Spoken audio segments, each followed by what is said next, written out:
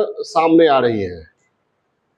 जैसे यूएनओ की स्थापना की गई थी तो उसका मुख्य उद्देश्य था कि फिर से तीसरा विश्व युद्ध नहीं हो या दुनिया में कोई भी समस्या विकराल रूप धारण न करे। ठीक है, वैश्विक विवादों का स्थायी और शांतिपूर्ण और बातचीत के द्वारा समाधान हो, ताकि दुनिया में कहीं भी लोग रह रहे हैं सभी लोगों के मानवाधिकार सुरक्षित रहे। समझ में आई बात? यूएनओ की स्थापना की गई थी सेकेंड वर्ल्ड वॉर के बाद, लेकिन हाल में देखा गया कि रशिया यूक्रेन के बीच युद्ध अभी तक यूएनओ सुलझा नहीं पाया है। इजराइल फिलिस्तीन के बीच युद्ध जारी है। ईरान का परमाणु कार्यक्रम जारी है।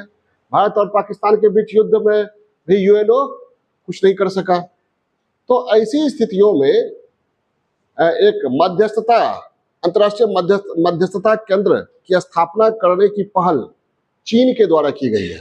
हालांकि इस पहल में चीन की अपनी कूटनीति, अपनी मंशा है, जिस पर हम लोग बात करेंगे। लेकिन चीन ने जो ये पहल किया है, अंतर्राष्ट्रीय मध्यस्थता संगठन को स्थापना करने की दिशा में चीन ने पहल किया है। International organisation for mediation. ठीक है, संगठन का क्या नाम होगा? International organisation for mediation. इसको ऐसे लिखा जाएगा, I capital, O capital, M capital और ई डी स्मॉल। अंतरराष्ट्रीय मध्यस्थता संगठन। ये अंतरराष्ट्रीय मध्यस्थता समझे ना? अगर विवाद हो रहे दो पक्ष या तीन पक्षों के बीच, उसके बीच क्या करना? मेडिएशन करना, पंचायत बातचीत के द्वारा समस्या को सुलझाना। यूएनओ में यह सिस्टम है, प्रणाली है यूएनओ की, लेकिन वो ठीक से काम नहीं कर पा रही है, या कर रही है तो सफलता नहीं मिल रही है। परिणाम स्वरूप बहुत सारे विवाद दुनिया के विभिन्न हिस्सों में बने हुए हैं और मानवीय क्षति हो रही है, आर्थिक क्षति हो रही है, भौतिक क्षति हो रही है। ठीक है, बहुत सारी समस्याएं पूरी दुनिया में मुंह बाए खड़ी हुई है, जिसके समाधान में यूएनओ कारगर भूमिका नहीं निभा पा रहा है।